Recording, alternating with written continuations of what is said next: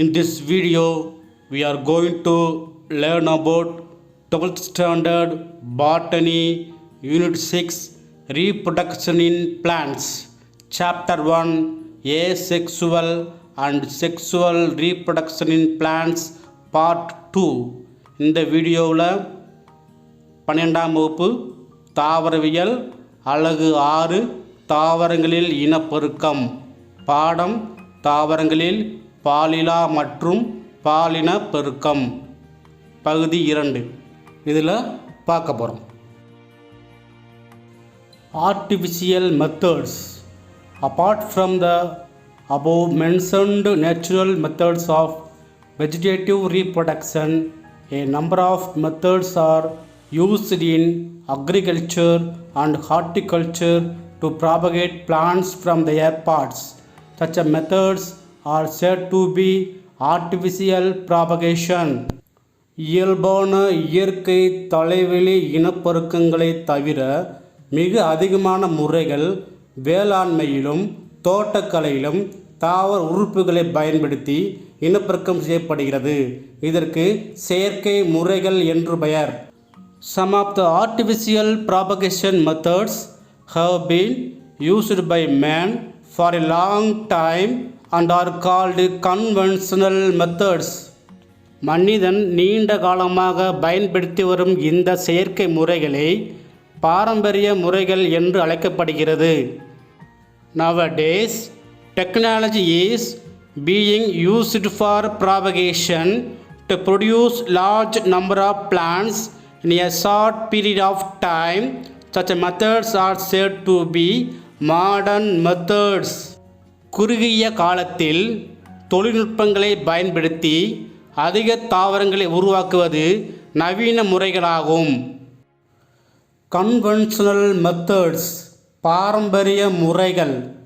The common methods of conventional propagation are cutting, grafting, layering. பொதுவான பாரம்பரிய முறைகள் cutting அதாவது போத்துகள், 2 கிராஃப்டிங் ஒட்டுதல் மற்றும் லேயரிங் பதியம் போடுதல். First one, cutting. It is the method of producing a new plant by cutting the plant parts such as root, stem and leaf from the parent plant. இந்த முறைகளில் தாவர உறுப்புகளான வேர், தண்டு, இலை ஆகியவற்றை வெட்டி தனி தாவரமாக வளர்ப்பது இதற்கு கட்டிங் அல்லது போத்துகள் என்று பெயர். The cut part is placed in suitable medium for growth. It produces roots and grows into a new plant. வெட்டிய பகுதி தகுந்த ஊடகத்தில் வைக்கப்படுகிறது. பின்பு அது வேர் உற்பத்தி செய்து புதிய தாவரமாக வளர்கிறது.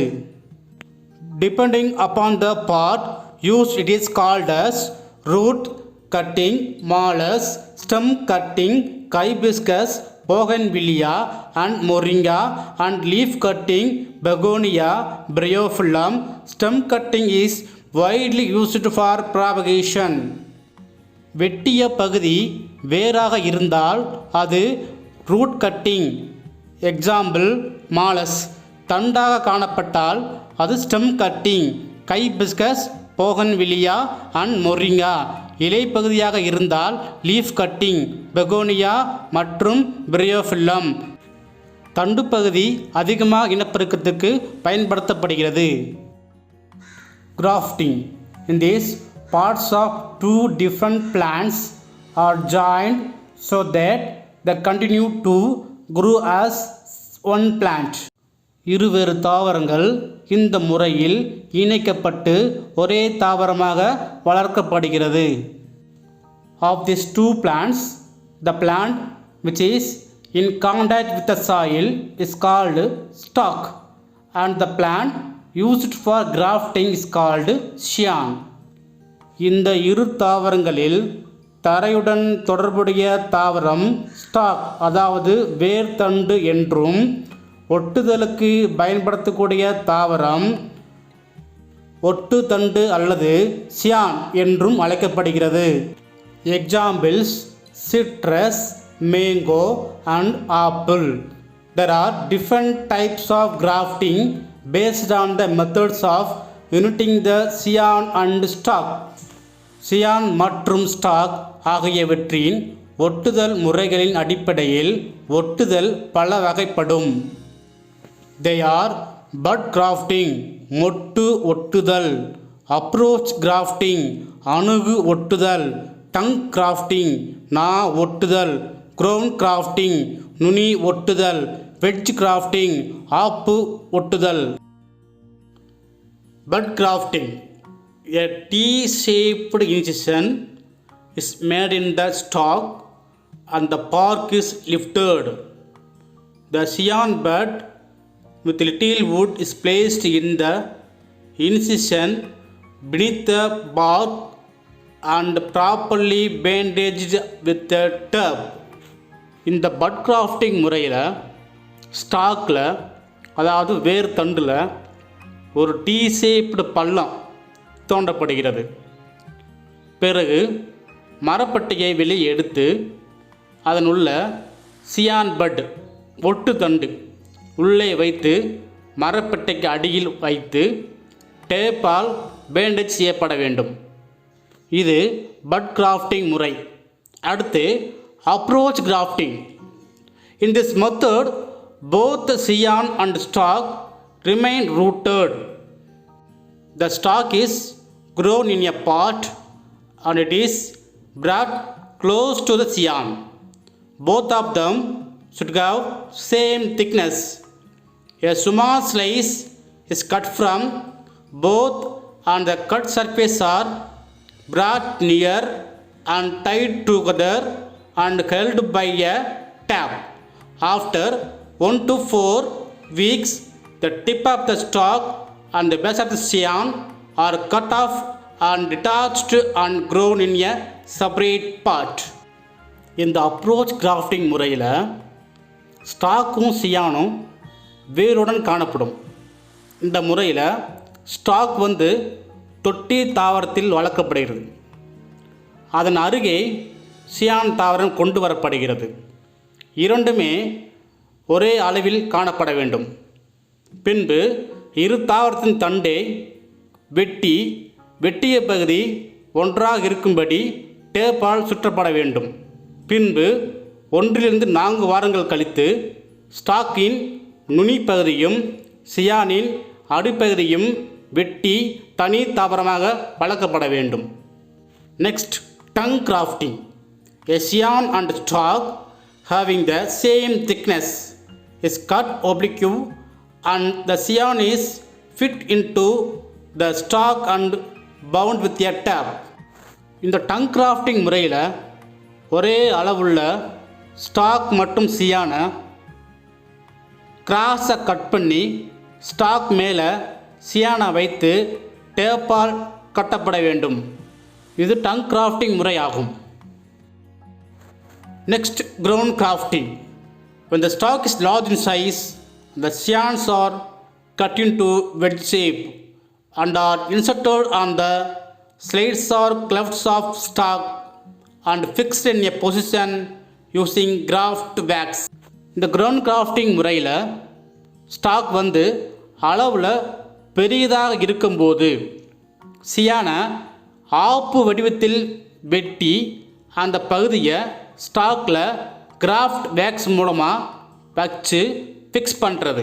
இதுக்கு பேர் கிரவுண்ட் கிராஃப்டிங் முறை ஆகும். Next, wedge grafting.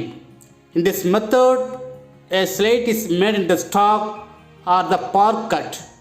A tooth of the scion is inserted and tightly bound so that the cambium of the two is joined.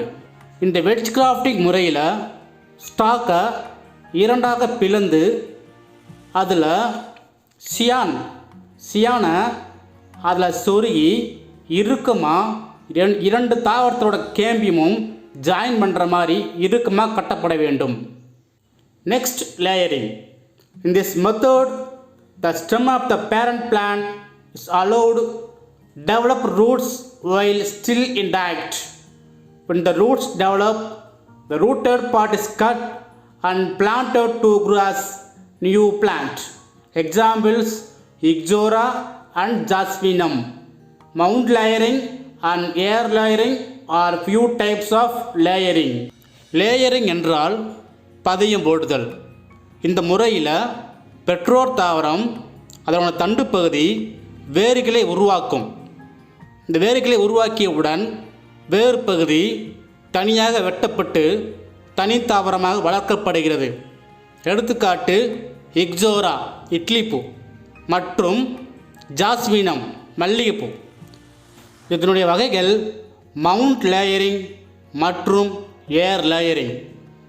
அதாவது மவுண்ட் லேயரிங்னா மண்ணுக்கு அடியில் பதியம் போடுதல், ஏர் லேயரிங்னா மண்ணுக்கு மேலே பதியம் போடுதல். Next mount layering. This method is applied for the plants having flexible branches. The lower branch with the leaves is bent to the ground and part of the stem is buried in the soil and tip of the branch is exposed above the soil. After the root emerges from the part of the stem buried in the soil, a cut is made in the parent plant so that the buried plant grow into a new plant. இந்த mount layering முறையில் பயன்படுத்தப்படும் தாவரங்கள் மிகவும் வளையக்கூடிய தன்மை கொண்ட தண்டினை கொண்டிருக்க வேண்டும். இந்த தாவரத்தின் கீழே உள்ள கிளையை நன்றாக வளைத்து மண்ணில் புதையும்படி செய்து நுனி பகுதி மட்டும் வெளியே தெரியும்படி அமைக்க வேண்டும். பின்பு மண்ணுக்கு அடியில் உள்ள தண்டு வேர் உற்பத்தி செய்து அதனை தனியாக வெட்டி தனி தாவரமாக வளர்க்கப்பட வேண்டும். இதுவே மவுண்ட் லேயரிங் முறையாகும். Next air layering. In this method, the stem is girdled at a nodal region and hormones are applied to this region which promotes rooting. This portion is covered with damp or moist soil using polythene sheet. Roots emerges in these branches after 2 to 4 months. Such branches are removed from the parent plant and grown in a separate part or ground. இந்த ஏர் layering முறையில் தாவரத்தின் தண்டின் கணு பகுதியில் ஹார்மோன்களை பயன்படுத்தி வேர் உற்பத்தி செய்வது. அந்த பகுதியை ஈர மண் கொண்டு பாலித்தீன் கவரால் மூடப்பட வேண்டும். 2 முதல் 4 மாதங்கள் கழித்து அந்த பகுதியில் வேர் உற்பத்தி ஆகிறது. அந்த கிளையை பெற்றோர் தாவரத்தை விட்டு பிரித்து தனித்தாவரமாக தொட்டியில் அல்லது தரையில் வளர்க்க செய்ய வேண்டும். இதுவே ஏர் லேயரிங் முறையாகும்.